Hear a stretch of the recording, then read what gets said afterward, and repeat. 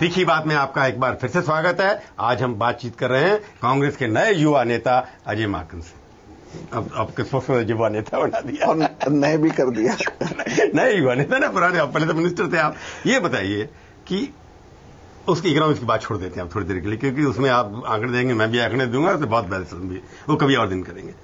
आप दिग्विजय सिंह ने अनाउंस किया कि हम राहुल गांधी को अपना प्राइम मिनिस्टर डिक्लेयर नहीं करेंगे, तो आपको लगता है, डर लगता है कि राहुल कई बार फेल हो गया, इलेक्शन मेजोरिटी नहीं आई, 200 से कम सीटें हो गई तो फेल हो जाएंगे, इसलिए डर के हमारे नहीं करते आप? नहीं, ऐसा कुछ नहीं है और इसके बारे में कोई भी डिसीजन, निर्णय अभी नहीं हुआ है। सबसे पहले क्यों बोल दिया?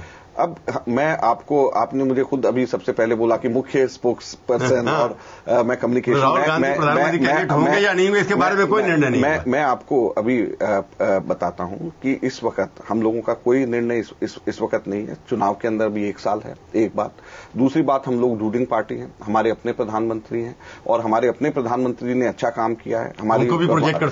हमारी कांग्रेस की अध्यक्ष है। तीसरी बात जो सबसे महत्वपूर्ण है, हमारा प्रेसिडेंशियल फॉर्म ऑफ गवर्नेंस नहीं है कि कोई ये राष्ट्रपति और राष्ट्रपति का आपस में चुनाव हो। और हम लोगों के पार्लियामेंट्री फॉर्म ऑफ गवर्नेंस के अंदर मेंबर्स ऑफ पार्लियामेंट चुन करके आते हैं। क्या जब 2004 में मनमोहन सिंह जी जब प्रधानमंत्री बने थे तो क्या कांग्रेस ने 2009 में तो किया था आपने ना? 2009 में सिटिंग थे ना? हाँ, सिटिंग थे। तभी तो मैं अभी कह रहा हूं कि अभी जो है इस बारे में कुछ भी हम लोग अभी इस बारे में कोई फैसला नहीं हुआ। जब होगा आपको जरूर बताएंगे। पर आपको डर लगता है कि मोदी आ गए उसके बाद आपको और डरने लग गया? मोदी से हम डरेंगे, बीजेपी डर रही है? नहीं, तो डर ही नहीं। तो उनके अडवाणी जी को बुखार हो गया जब वो गोवा के अंदर इकट्ठे क्या हुए, वो सुषमा स्वराज जी नाराज होकर के जिस दिन उनको मुकुट पहनाया जाना था वापस यहां पर दिल्ली में आ गई। गोवा जहां पे ये सब हो रहा था वहां के चीफ मिनिस्टर नहीं, बाद में हफ्ते बाद उनको क्रिटिसाइज कर हर रोज शिवराज सिंह चौहान उनको लगातार कटाक्ष करते रहते हैं। तो ये अभी वो पहले बीजेपी तो उनको अनाउंस करे प्रधानमंत्री कैंडिडेट। मोदी से इतना भयंकर खौफ क्यों है आपको? मुझे नहीं लगता कि है। ये आप लोग चाहते हो कि उनका नाम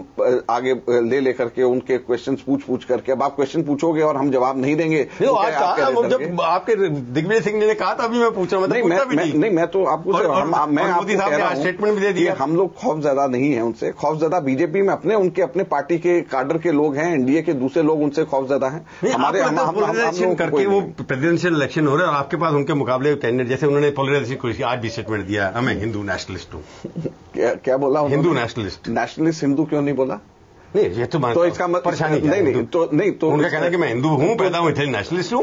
तो नेशनलिस्ट हिंदू क्यों नहीं है? हिंदू नेशनलिस्ट क्यों है? नेशनलिस्ट पहले क्यों नहीं है? हाँ, तो कोई भी व्यक्ति सबसे पहले उसके लिए उसका देश होता है। तो नेशनलिस्ट हिंदू होना चाहिए। तो जब वो हिंदू नेशनलिस्ट है तो इसका मतलब क्या वो हिंदू है इसलिए नेशनलिस्ट है क्या?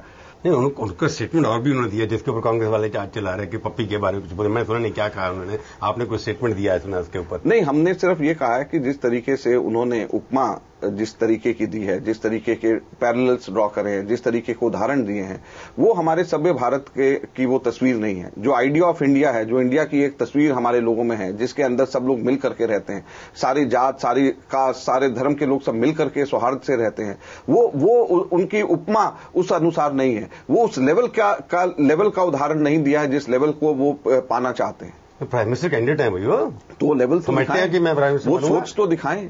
वो कम से कम जो है उनकी मानसिकता तो दिखाएं कि वो सोच की है।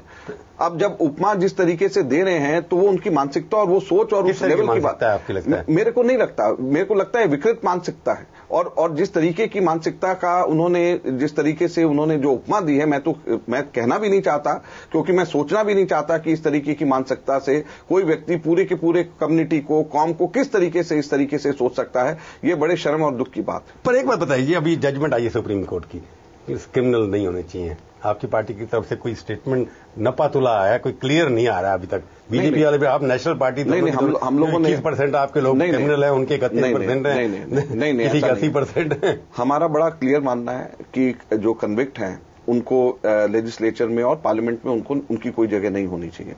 जहां तक कि सुप्रीम कोर्ट ने यह कहा है कि जो हमारे सिटिंग एमएलएज और जो एमपीज हैं, अगर वो कन्विक्ट हो जाते हैं, 2 साल से ज्यादा की सजा उनको होती है, तो भी वो उस मेंबर हाउस का नहीं रहना चाहते हैं। जिस दिन कन्विक्शन होगा उसी दिन उनका।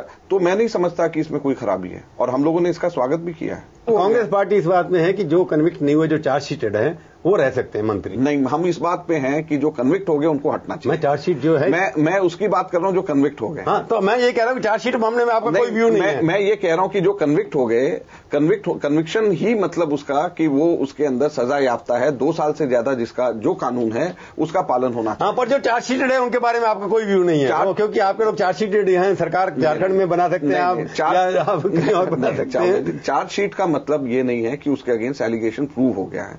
किसी के अगेंस्ट एलिगेशन प्रूव हो गया, कोई अगर ऐसे लोग हैं जिनके प्रूव हो गया, जो हाईकोर्ट से स्टे लेके आए हुए हैं, जिनके अगेंस्ट प्रूव हो गया है, सुप्रीम कोर्ट के कानून आने के बाद में आगे के टाइम आगे के लिए कोई भी ऐसा व्यक्ति होगा उसको वहां पे रहने का अधिकार नहीं होगा। हम सुप्रीम कोर्ट के इस ऑर्डर्स का स्वागत करते हैं। अब जो लोग मांग है कि आपकी पार्टी के अंदर अगर शुद्धिकरण करना है, डिक्रिमिनलाइजेशन करना है, तो ऐसे लोगों को जिनके खिलाफ चार्जशीट हो गई है उनको भी टिकट नहीं देना चाहिए, ऐसा एक प्रस्ताव है। देखिए, जो उसके बारे में आपका भी कोई है नहीं, ऐसा नहीं है। इलेक्टोरल रिफॉर्म्स के ऊपर कांग्रेस पार्टी ने श्रीमती अंबिका सोनी जी के नेतृत्व में जयपुर सेशन के बाद एक कमेटी बनाई थी। वो कमेटी की अपनी रिपोर्ट आएगी, इलेक्शन के बाद जल्दी आएगा। हर कमेटी की रिपोर्ट आती है और उसके ऊपर कार्रवाई भी होगी। चलिए, आप हमारे स्टूडियो में आए, बहुत बहुत धन्यवाद। Thank you.